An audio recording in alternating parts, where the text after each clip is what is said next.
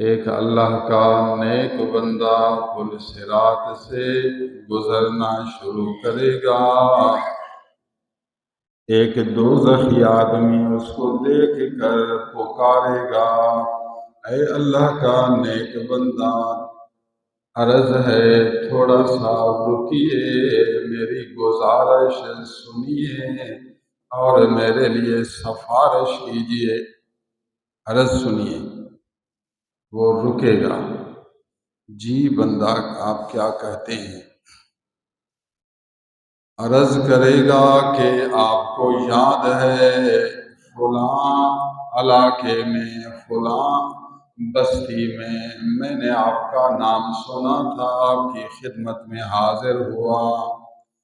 آپ کو پینے کے لیے پانی کا ایک گلاس بھر کر پیش کیا تھا، میں جانتا تھا آپ عالم دین ہیں، آپ پرہیزگار ہیں، آپ نیکوکار ہیں،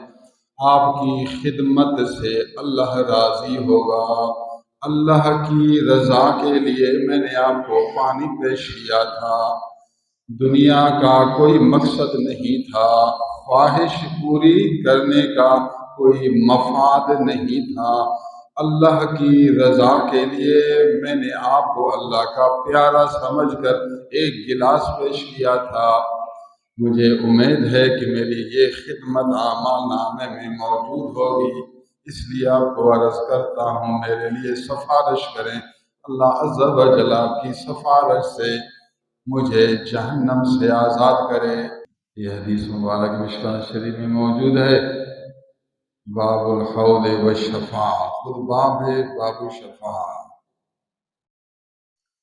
اللہ کا نیک بندہ پرہیزگار اللہ کی دربار میں عرض کرے گا،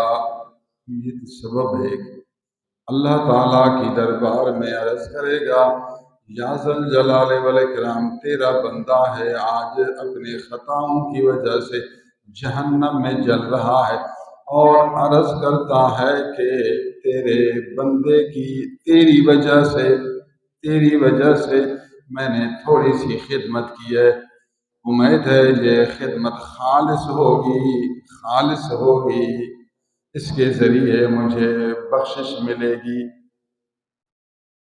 اللہ تعالیٰ کی طرف سے جواب آئے گا، اے میرا پیارا بندہ، بے شک اس نے میرے بندے کی میری وجہ سے خدمت کی ہے، آپ کی سفارش قبول ہے، اس کو جہنم سے نکال کر جنت میں پہنچا دیجئے۔ سمجھ لیا؟ معلوم ہوا دنیا میں اللہ کے نیک بندے حق ہیں، اللہ والے حق ہیں، دین اسلام کے خدمت کرنے والے حق ہیں، قرآن و سنت کی نصرت کرنے والے حق ہیں، اللہ کی رضا کے لیے عبادت کرنے والے حق ہیں، ایسے لوگوں کی صحبت، ان کی للہ و فی اللہ خدمت، ان کی محبت آخرت میں بخشش، جہنم سے چھٹکارے کا ذریعہ بن جائے گی۔ یہ بھی معلوم ہوا کہ اللہ والوں کی سفارش حق ہے، نبیوں کی سفارش بھی حق ہے، اللہ کے نیک بندے اولیاء کی سفارش بھی حق ہے۔